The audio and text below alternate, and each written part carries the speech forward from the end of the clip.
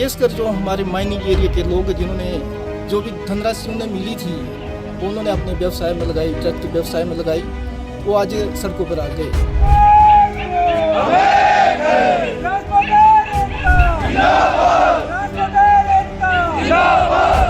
अंदानी का ये बहुत गलत इसका बयान है कि किराया भाड़ा ज़्यादा है। हमारा जो किराया है वो कोई अंबुजा के साथ और ट्रांसपोर्टर के बीच में एक हमारा आपस में एक फार्मूला तय हुआ है। जैसे घर का कुछ राशन पानी है, हम तो इनके ऊपर भी निर्भर थे, गाड़ियों के ऊपर ही निर्भर है, तो हमारे को बहुत समस्या आ रही है, किस्तों की दिक्कत आ रही है। Set up in 1992, after the locals surrendered their arable land, transporters feel they have been cheated as they have been left with no source of income.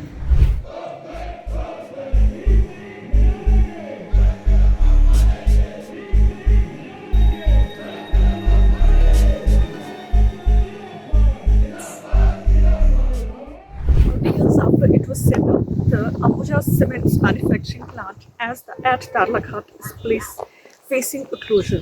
This is because the management of Adani Cement Group, which had taken over the plant operations in September, has decided to reduce the prevailing freight rate from 10.58 per ton per kilometer to rupees 6 per ton per kilometer. Transporters, while resenting the rate, have decided not to accept the formula put forward by the Adani, but the dispute is now before the state government, which is trying to resolve the dispute by engaging an agency. It remains to be seen if the dispute can be resolved, as a month has already elapsed. आपका नाम? स्वरूप शर्मा जी। जी, मैं दारलाघाट से आप एक operator हूँ।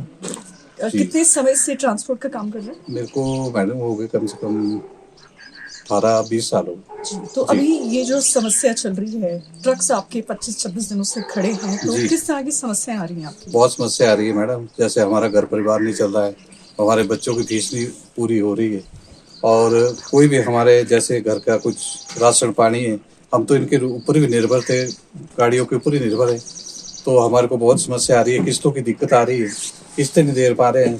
जैसे हमारी trolley की किस्त 17,000 है, उसको नहीं दे पा रहे हैं। जैसे 6 चक्की है उसकी 55,000 किस्त है, उसको नहीं दे पा रहे हैं। अब तो यही सरकार से भी आग्रह करते हैं कि इसको जल्दी से जल्दी, जितना जल्दी हो उतना जल्दी इसको निपटा दिया जाए, और ताकि हमारे ट्रांसपोर्टर भाई भी इस मुहिम में कामयाब हुए और हम लोग भी अपना साथ दे, सरकार भी हमारा साथ दे और हम भी सरकार का साथ दें।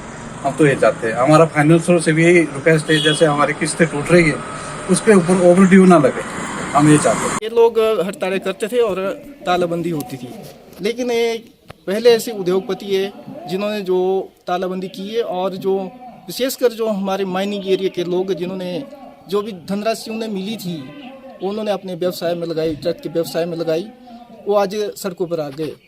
लोगों ने अभी मल्टी एक्सल 12 चक्की जो ट्रक लिए हुए हैं, 70 हज़ार उसकी किस्त है, तो लोगों का आज वो धनराशि देना मुश्किल हो गया, किस्तें देनी मुश्किल हो रही है, और जो भी था उनका जो प्रॉपर्टी थी वो अंबुजा में चले गई, और जो धनराशि मिली थी वो उन्होंने इन्वेस्ट कर दी है। तो इस तरह से बहुत ज़्यादा समस्या हमारे जो माइनिंग एरिया के लोग हैं उनको आ रही है। तो ये अदानी मैनेजमेंट ये जो क्लेम करती है कि इनको भाड़ा बहुत ज़्यादा पड़ रहा है, तो इसकी वास्तविकता क्या है? अंदानी का ये बहुत गलत इसका बयान है कि किराया भाड़ा ज़्यादा है।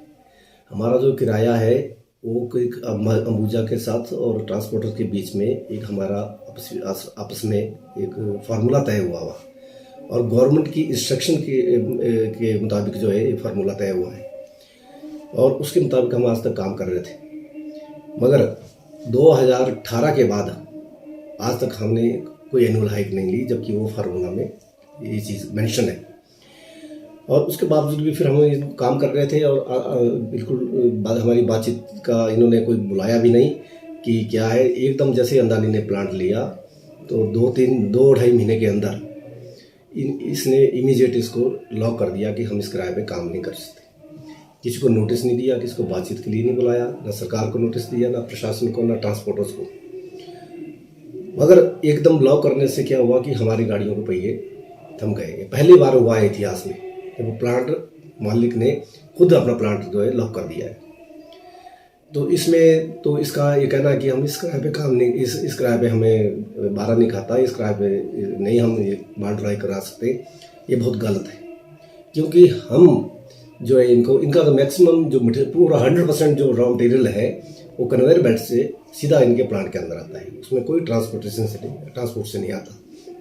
उसके बावजूद हम इनको यहाँ से जो हमारा बैकलोड है उसमें हम इनको 40% सब्सिडी दे रहे हैं। वो इसलिए दे रहे हैं क्योंकि गवर्नमेंट के में भी कई वेलफेयर में भी इसका सीमेंट वगैरह लगता है और गवर्नमेंट के इंस्ट्रक्शन के मुताबिक हम इनको 40% सब्सिडी और दे रहे हैं। तो यह इनका बिल्कुल गलत बयानबाजी है और ट्रांसपोर्टर्स को तंग करने का इनका इरादा है। ना जाने इसके पीछे क्या साजिश है, ये इनकी मंशा अभी तक हमें कोई पता नहीं। आज 27 दिन हो गए कि दाड़ला घाट पूरा जाम है और ट्रक खड़े हैं, लोगों को गाड़ियों की किस्तें देने के लिए मुश्किल हो गई है। कोई लोग बीमार है, कई लोग बच्चे स्कूलों में पढ़ रहे हैं, उनकी फीसें देनी है, राशन की प्रॉब्लम है और ये बहुत सारी दिक्कतें हैं। लोगों ने अपनी ज़मीनें तो इन्होंने ले ली, ना तो एम्प्लॉयमेंट उस गवर्नमेंट के इंस्ट्रक्शन है कि 70% रोज़गार यहाँ के लोगों को देंगे और 30% अगर यहाँ नहीं होंगे तो बाहर चलाएंगे। मगर यहाँ इससे भी उल्टा है, यहाँ 15-20% लोगों को रोज़गार दिया गया है, उनको भी यहाँ से ट्रांसफ़र कर दिया गया, बाहर कर दिया गया है। कुछ एक लोगों को तो VRS दे के घर बैठा दिया गया है, मजबूर कर दिया गया नौकरी छोड़ने के लिए। इसलिए ये इसकी जो मनमानी है ये दिन प्रतिदिन बढ़ती जा रही है। हम सरकार से भी अनुरोध करते हैं कि इस मसले को जो डेडलॉक है इमीडिएट इसको खुलवाया जाए